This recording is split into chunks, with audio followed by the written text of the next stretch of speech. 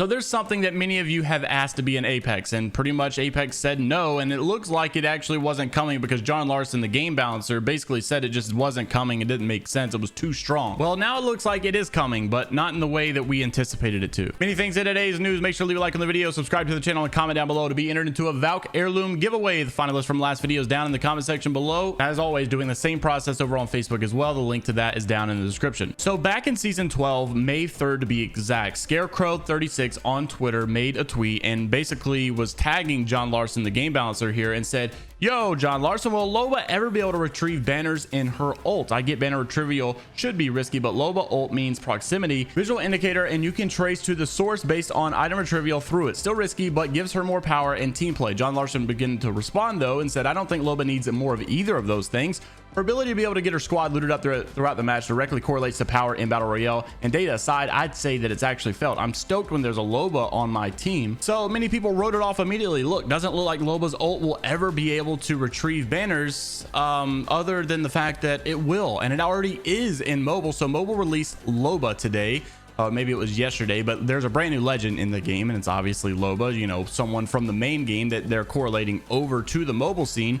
And she actually has, I don't know if you guys know how mobile works, but basically, you know, every legend has perks. So it's like not necessarily, oh, this legend got a buff and now they're able to do this. It's like if you play this legend long enough, you unlock this perk, and this perk allows this legend to have this buff. So instead of like all the legends being set in stone a specific way, as you play these legends and you level them up and you get more rewards with them, you're able to unlock perks for them, and these perks obviously give you essentially a buff. Same way in Call of Duty, when you equip a perk, you know, it gives you a little bit of an advantage in a certain situation. So basically that's how it works with these new legends over on mobile scene. So you're able to unlock all these perks through these legends, and one of those perks for Loba is actually in the game now, and it's called illegal trade, and it says you can loot your squad's mate banner from your black market. So this is essentially the exact idea that many of the players on the main game of Apex wanted in the game. Well, we now know that there may be a reason as to why, not only, you know, John Larson saying maybe it's too powerful, but we also know that maybe there's another reason why this is not coming to Loba. iLoot Games actually leaked something out, and there's a whole bunch of people talking about it, and this was over on his main channel. Thornton Smash also talked about it, and that is actually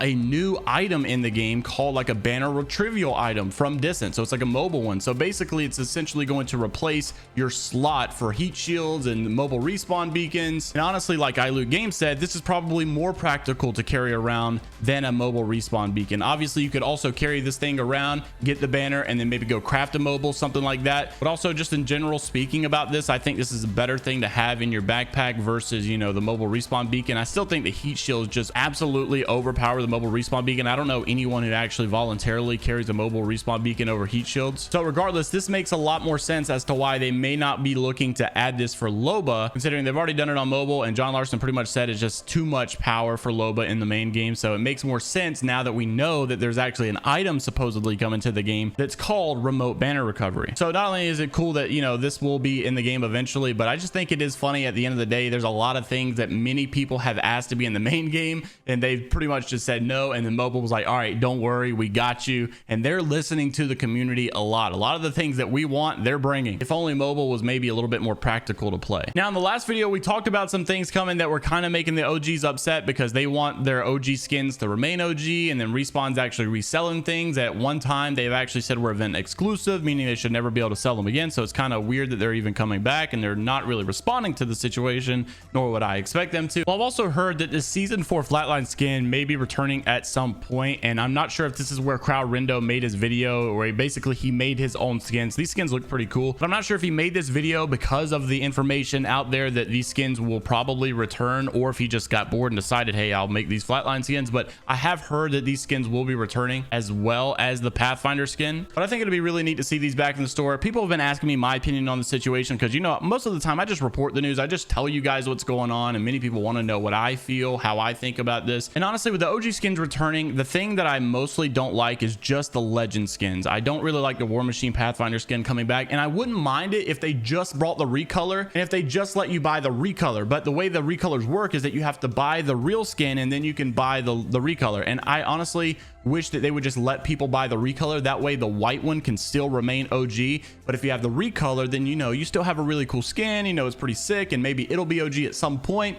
But I just think that I like the way that Fortnite did it, honestly, with the Skull Trooper. They brought back, I mean, eventually I think they did bring the Skull Trooper, but at first they didn't want to bring back the real OG skin because a lot of people would have been upset. So what they did is they brought like a purple version, and obviously it wasn't as cool, but that's the whole point of it. You know, you want to let these people flex their OG skins, while at the same time, I think the reason that a lot of people like the War Machine Pathfinder skin is not necessarily because of the white finish, but because the skin is just absolutely sick. The black one honestly the recolor looks better in my opinion. So I think a lot of people would still buy the recolor just because it is a sick skin. But when it comes to the weapon skins, honestly, it doesn't bother me at all that they return, and the simple reason for that is because a lot of these skins are pay to win, like big time. Obviously, you know, the legend skins, they're not giving you an advantage, but I mean, these iron sights that you're getting with some of these legendary skins in Apex, especially the flatline one, man, this season 4 skin is so good. The iron sights make this gun so much better compared to the original iron sights, and I just personally think that everyone should be able to have access to buy these iron sights. So if it's got to be the OG skin, it's got to be the OG skin. I just don't think that these iron sights are worth keeping away from people because it really gives some people an advantage in my opinion. At the end of the day though, the best way to balance the whole OG thing and still giving people an opportunity to buy it is just let them buy the recolors only and not buy the original and the recolor. Or maybe you can even do like marked and unmarked versions. So like an unmarked version would be the true OG, but then the marked version would be the OG with like a sticker on it or something. I'm not really sure why games have moved away from this, but I would also like to see like a trading system in this game so that we could actually trade our valuable items. There's probably a whole bunch of legal stuff that's causing that to not happen. Also in the news, man, hey, another day goes by. This Loba tactical is still not fixed. Alpha Intel tweeted this out. This is what society would look like when Loba's tactical finally works. I was playing yesterday on stream and I had multiple teammates using Loba, and still none of them were able to catch up with me whenever I was way ahead with their Loba because the Loba tag just simply wouldn't work. It's got to be really frustrating for you Loba mains is the fact that this is not just a, you know, oh, there's a Loba bug in the game. I mean, we've had this Loba bug many seasons. It always seems to come back some way, somehow. But a Respawn developer did respond to that. His name is Pav, and he said, we're making some progress on it. So hopefully, fingers crossed, very soon.